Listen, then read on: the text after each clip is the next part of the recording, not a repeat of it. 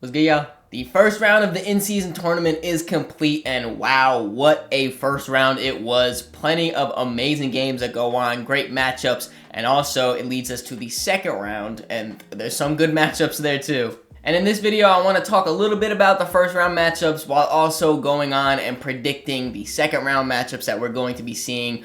You guys are going to be seeing these second round games the night that this video drops. So, after you see this, you're lucky enough you could see the Bucks and the Pacers go against each other, and then the Lakers and the Pelicans go against each other. Both, I think, are going to be incredible matchups. I do want to start with the Bucks-Pacers matchup, but before I get into that, I do also just want to give quick little highlights from both of their teams' first round matchups, starting with the Pacers. The Pacers-Celtics game, I don't think it's a hot take. That was game of the tournament so far.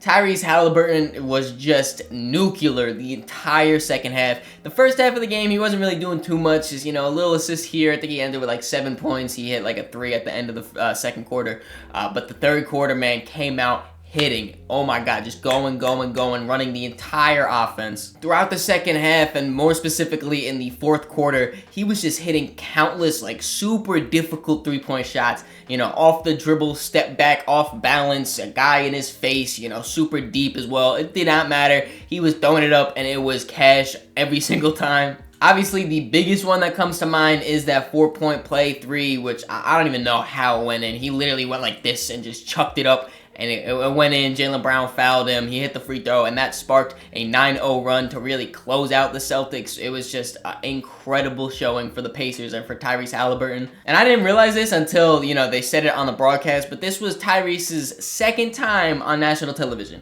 He's in year 4 or 5 right now, and it's his second time on national television. It kind of makes sense because, I have my friend Chris I talk basketball about. He's a fan a little bit, but he doesn't watch, like, every game or anything like that. And he didn't know who Tyrese Halliburton was. And I was like, bro, you're bugging. He's, one of the up-and-coming point guards, one of the best point guards in the NBA right now. He had no idea who he was. And it makes a little bit more sense now because he's not been on national television. And Adam Silver, NBA, you got to do better, man. You got to really, market these young stars because that's what they are, stars. Obviously, it wasn't just Tyrese, though. Buddy Hield had a pretty good game as well. Bruce Brown was great. But the last guy I really want to highlight was Aaron Nesmith. Aaron Nesmith had an incredible revenge game on the Celtics. It started off with the block on Jason Tatum at the help side. He just packed that up real quick. He was super emotional after that. And then also, a few possessions later, he got the charge. He drew a charge. I think that was also on Jason Tatum. Could be wrong, though. And he was yelling at the crowd. You could tell this game meant a lot for him. Not only the playoff atmosphere, but yeah, he got traded from the Celtics, and he wanted to just kind of give him a little revenge. And then in that fourth quarter, he had majority of his scoring. I think he ended with like 14 points around there, and he had 10 plus in that fourth quarter. Shout out to Aaron Nesmith. Then on to the Bucks game. Unfortunately for me, since I am a Knicks fan, the Bucks just wiped the floor with the Knicks. It was close in the first half because Julius Randle was just on a heater, and Giannis was also in foul trouble. He was still doing his thing, but he was in foul trouble dealing with those. In the second half, though, he was not in foul trouble, and he just absolutely killed the Knicks. The whole third quarter was just dogging us, getting to the rim at will and finishing, getting to the free throw line. He even hit a 3 in that third quarter as well, I think. He was just absolutely killing us. There's no way to stop this man. He ended up finishing with 35 points, 8 rebounds, 10 assists on 70% shooting. You can't stop him, man. He is an unstoppable force. It also didn't help that Dame was super efficient in his scoring too, hitting 5 threes, playmaking as well. They got some good production from Malik Beasley, who hit 6 threes. He was incredibly efficient. Bobby Portis gave him some good offense. Chris Middleton gave him some good offense. When you have the dynamic duo of Giannis and Dame killing it like they did that game, and then also your role players are doing their thing and knocking down shots. I think AJ Green hit a few threes. Marjon Beauchamp was 2 for 2 for threes. The Bucks just could not miss from 3 in this game, and when their role players are hitting, it makes life so much easier for Dame and for Giannis, opening up the court for them to really fully operate.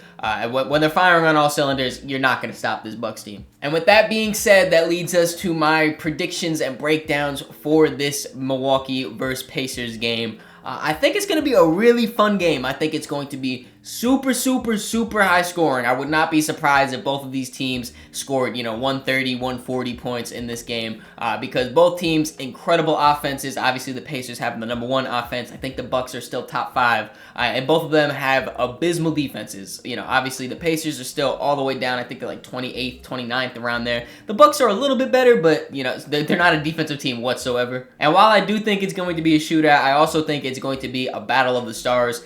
No one on Milwaukee has any chance at stopping Tyrese Halliburton. Their biggest weakness in their defense is the fact that they have no real perimeter defenders. So I expect Tyrese to just dance on them like he did with against the Celtics. And then vice versa, the Pacers have no one to stop Giannis. To be fair, I don't know if anyone in the NBA has someone to stop Giannis, but the Pacers, I think they allow the most points in the paint. If not the most, they're definitely bottom 5 in points in the paint. That's where Giannis lives at. I believe he's going to be able to get to the rim and just finish with absolute ease. And while the Pacers are all about, high flying, get out in transition and everything, shooting the threes, a big chunk of their offense also is getting to the rim, whether that's pick and rolls with Tyrese, feeding his bigs, or guys getting on cuts, Tyrese himself getting to the basket and hitting those floaters. Whatever it is, they like to get to the paint. And the Bucks are going to have Brook Lopez down there as well as Giannis, who are both great rim protectors. I do think it's going to be pretty difficult for the Pacers. I trust the Bucks defense way, way, way, way more than I trust the Pacers defense. And then above that, I also trust Dame and Giannis in high-intensity playoff situations. I put that in quotes, situations, way more than I trust anyone on the Pacers. Obviously, we saw against the Celtics, the Pacers are getting up for this. They're really excited to show the world that they can handle this high-intensity basketball. And, obviously, they showed me up. I did pick the Celtics, so they could do that in this situation, too, against the Bucks.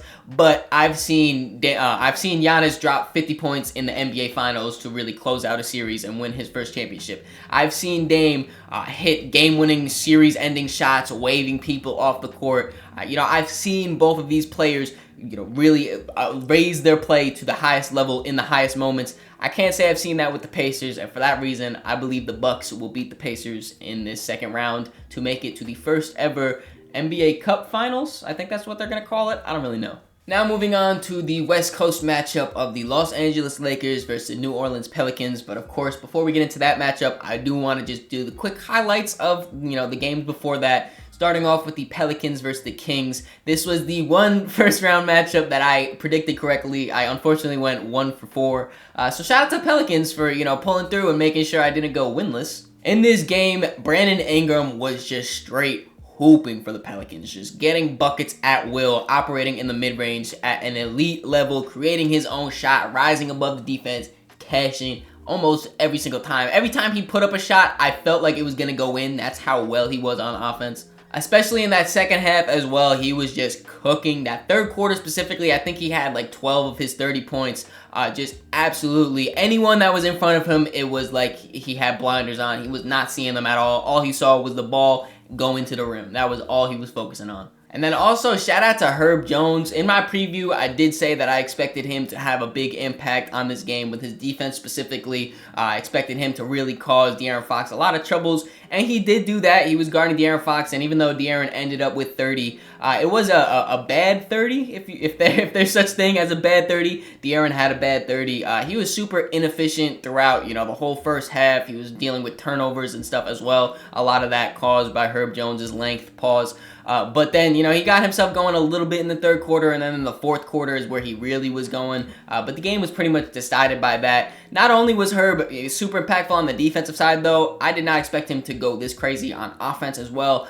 He had a 25-5 game, just doing his thing, doing Herb Jones things. He was grabbing rebounds. He was making incredible kick-out passes for a few threes for the Pelicans as well. And then just getting easy buckets. That's what you want from your role players. In able for them to just explode like this here and there, they need to know to get themselves those easy buckets. Get out in transition and finish like that. He had a few transition buckets, a few catch-and-shoot threes. And it's just simple as that. Playing your role and doing your duties like that so simply like Herb did can easily get you 20 points like this. And then for the Lakers-Suns, this was probably my second favorite game to watch, just because we got to see LeBron James duel against Kevin Durant. Obviously we saw them play earlier in the season for the first time in 5 years, But since we went 5 years without seeing them, I just want to cherish all of these games, these high matchups against each other while we still can, while they're still playing at this, amazing elite level. And if you're a Suns fan, I'm sure you're pretty pissed with how this game ended. Of course, with the controversial timeout call. Did Austin Reeves have possession of the ball? Yes, I guess. The NBA referee, Twitter, whatever, they said that he did because it was touching his leg. If you ask me, I don't know. I don't think he did. If I'm a Suns fan, I'm going to say hell no, he did not have possession. Either way, though, the Lakers got the timeout call and went on to win the game, so I wouldn't, be too upset with this if I'm a Suns fan. Obviously, it sucks, but, you got to move on. Like I said, my favorite part of this was the fact that we got to see Kevin Durant and LeBron James duel. And shout out to LeBron, had an absolute amazing game. KD too, but LeBron, he went out to get the dub as well. He was the first Laker since Magic Johnson to have like a 35-5-5 game, I think it was. I think that's the stat. Or no, 30-10 5-5 game. So shout out to him. He was just doing everything for the Lakers. Anthony Davis, he wasn't super efficient, but he still dominated his matchup against Nurkic. Ended off with 27 and 15. Austin Reeves gave them some great scoring off the bench. He ended with 20 plus. And then also big shout out to Cam Reddish and especially Jared Vanderbilt for their defense on Devin Booker. Devin Booker seriously struggled in this game. Struggled is an understatement. He shot, around 30% from the field. He had like 6 or 7 turnovers as well. Just real big shout out to Vando, especially Vando was killing it against him. But Cam Reddish also had some big defensive minutes against D-Book. And that leads us to our matchup of the Lakers versus the Pelicans. And if I'm being honest, if this is the Lakers team that's showing up throughout this in-season tournament, which it has so far, I believe they're still undefeated. I don't think they lost in the group play. If this is the team that's showing up, the championship contender Lakers, instead of the lottery team Lakers, I think that they have potential to absolutely smoke the Pelicans. The biggest thing here is the Lakers have the size to really make things pretty difficult for the Pelicans and Zion Williamson specifically, with Anthony Davis down there being one of, if not the best rim protector in the NBA, guarding the rim for Zion when he's driving down there. Also, they have LeBron James. When LeBron is locked in on defense, and he has been pretty locked in during these in-season tournament games, he is a force, being that big 6'9" body. I already mentioned Jared Vanderbilt. He's super versatile because one night he could be guarding D-Book, and then in this game, he's probably going to be guarding Zion as well, if it's not LeBron that's going to take on the challenge. They also, they have Jackson Hayes, who was pretty good in this last game and can give them, some spurt minutes at that backup center position. They have plenty of size to go around to really muck up, the paint area, and that's where the Pelicans love to really score a lot of their points. And I also really do like the matchup of Cam Reddish on Brandon Ingram. I think he's got the combination of athleticism and size to really, make things difficult, at least for Brandon Ingram. Obviously, he's still giving up some type of size. I believe B.I. is like 6'7", Cam is only 6'5", but still, he's been incredible for the Lakers this season, at least defensively, and I think he can really bring that over to try to just put a little bit of a halt on B.I.'s heater that he's been on. Where I do think the Pelicans could kind of get a little bit of an edge over the Lakers is with their use of their depth, though. We saw with them, becoming fully healthy, it really shows how deep this team is. C.J. McCollum is back in the starting lineup, so that means that Dyson Daniels goes back to the bench as that defensive type of point guard. They also get Jose Alvarado back, who hit a few big shots against the Kings. Najee Marshall has been pretty good for them this season. Trey Murphy III, in the games that he's been back, he has been looking like he's barely lost a step, still getting to his scoring spots and everything. If their depth can outweigh the Lakers' stars, yeah, they have a real shot here. But ultimately, the Lakers have been rolling in this in-season tournament, and I gotta keep staying with them.